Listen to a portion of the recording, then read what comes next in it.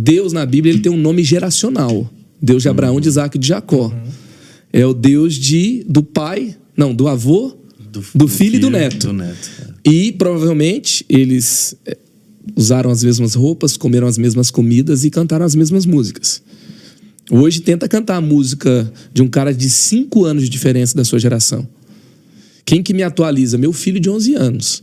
Eu gosto de pegar os termos que ele fala e falar pra galera que me chama de cringe, entendeu?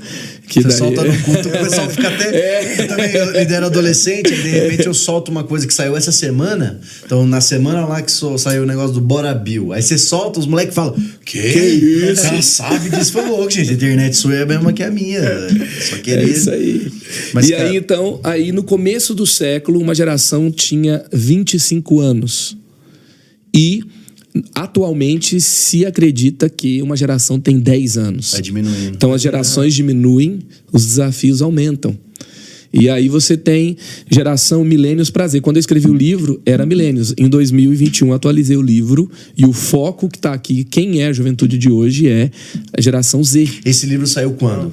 Esse livro saiu em 2017 e ele foi relançado foi atualizado a nova edição. Teve umas 20 páginas novas aí. Que legal, cara. E a gente reescreveu a parte de geração que pra geração Z. Então é um livro que você quer ir atualizando, então. Sim. Pra você ter uma ideia, tem um dado sobre a internet que 96% do que está disponível na internet foi produzido nos últimos 2 anos. Caramba, 96%. E a geração Z, na geração atual, nós temos 4 As, que são os 4 grandes desafios dessa geração, que é acesso extravagante.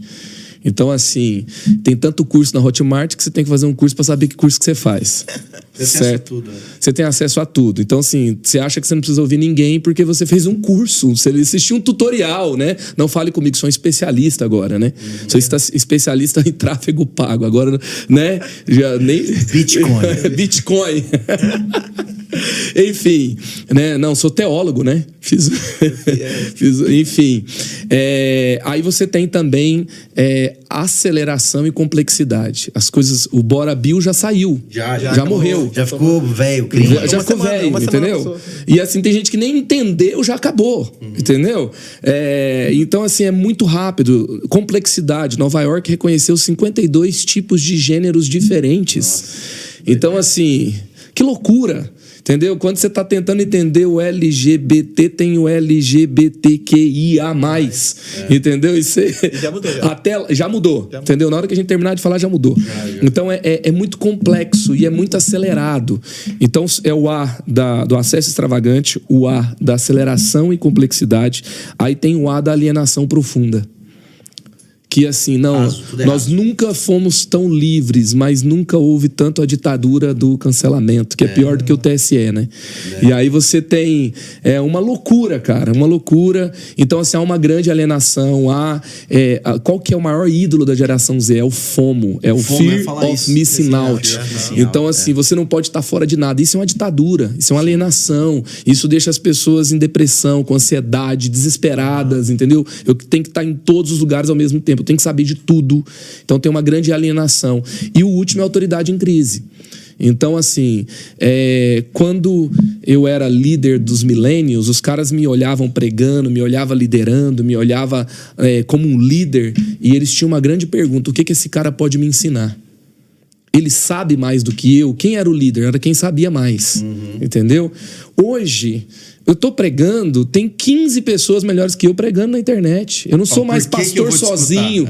Por que eu tenho que te escutar? Se eu posso escutar outro cara. Entendeu? Então, hoje, antes o conhecimento era o que determinava a liderança, que determinava a autoridade, tá? E aí, assim, hoje não é mais. Hoje, assim, a grande pergunta da geração Z com relação à autoridade é: será que eu preciso de um líder? Então isso vai mudando. Geração X era meio que assim, os líderes eram para ser tolerados.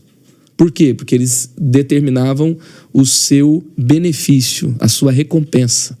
Então eles detinham a recompensa. Então eu vou me sujeitar, porque senão eu não sou promovido. Porque senão eu não... Era meio de exército, assim, né? Meio de autoridade mesmo. Já nos baby boomers, eles tinham uma grande, né, ali, admiração pelos... Antes, um pouco, né?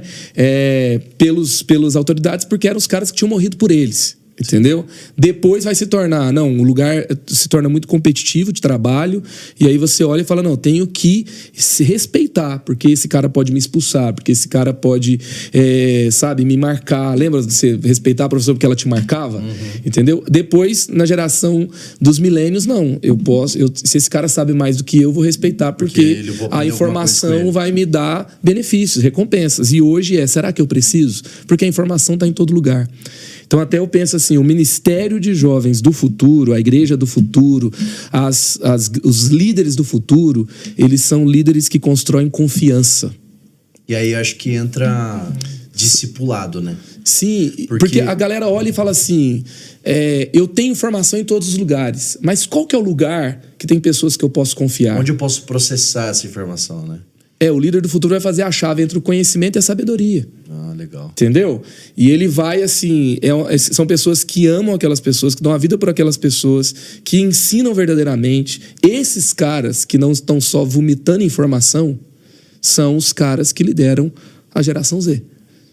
Entendeu? Cara, eu recentemente tive que escrever uma pregação, fazer um trabalho assim, e aí era sobre, né, aquele texto de João 14, de eu sou a videira, né, de permanecer. E aí eu usei justamente João 15. João 15. João 15. João 15. Ali. Mas e eu usei justamente isso. Eu coloquei FOMO como esse problema. E aí o que FOMO gera? O FOMO gera inconstância. Porque você quer tanto próximo, que você não consegue, tipo assim, pegar aquilo, ruminar aquela informação, ir profundo nela. E aí, o segredo do FOMO era João 15, que era o segredo era permanecer. Permanece para você dar fruto. Permanece para você ser podado e dar fruto. Então, eu também sinto que... qual que você acha, então, que é o desafio? Porque você falou, cara, você trouxe o diagnóstico. E agora, como é que é o tratamento dessa geração? Porque, sim, é triste. Será que eu preciso desse líder? E a resposta é, sim, você precisa. Como a gente consegue fazer isso? Então, o discipulado, ele é uma resposta. Então, eu falei, construir confiança, sabe? As pessoas que realmente se importam. O ministério que não pensa somente no palco, sabe? O ministério que pensa só no palco é o ministério show de rock. Lembra do Rock in Rio, década de 90, Iron Maiden, Guns N' Roses, batendo cabeça, e aí eles subiam nas treliças, e aí todo mundo olhando pro palco e batendo cabeça. Hoje, nos grandes eventos do mundo, você tem estandes que tem muitas experiências, tem muitos palcos, você tem, sabe, lá aquela roda gigante, você tem um DJ tocando e todo mundo de costa conversando. Então, o mundo, eles não são a referência para nós, né? O Rock in Rio, o Lollapalooza, o Tomorrowland, sei lá, o Burning Man, não são as referências para nós do que se deve ser feito, mas é uma leitura do que a geração procura. Eles procuram relacionamentos. Então, ministérios que não promovem relacionamentos, e aí tem uma palavra-chave, não é só discipulado, é pertencimento. Isso. Sabe, as pessoas estão buscando, os jovens, a nova geração está buscando pertencimento. Então, há uma grande desconfiança da instituição e uma grande busca por real pertencimento, relacionamentos profundos.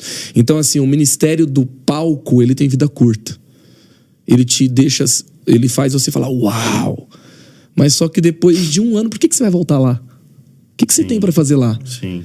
Entendeu? E o ministério que é feito para as pessoas também tem vida curta. Vai gerar um monte de consumidor. Sim. Entendeu? Então, o ministério do pertencimento, ele vai gerar relacionamentos.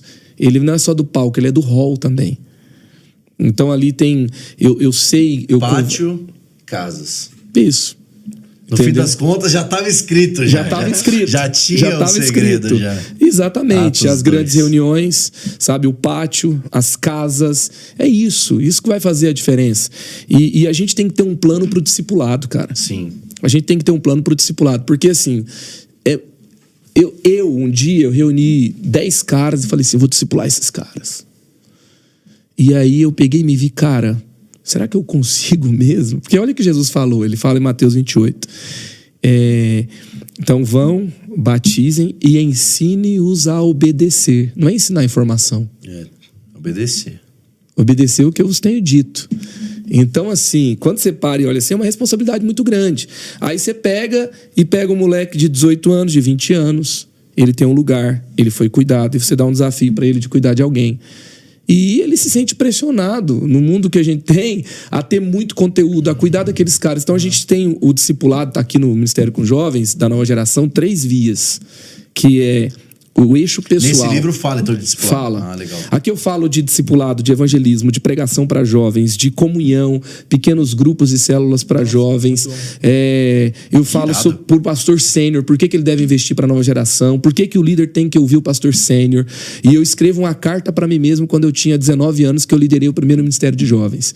Entendeu? É um livro que fala, tem a base bíblica para o ministério de jovens, tem princípios assim, o que é essencial e o que é supérfluo. Então tem bastante coisa. E aí no discipulado, eu falo do eixo pessoal, do eixo educacional e do eixo relacional.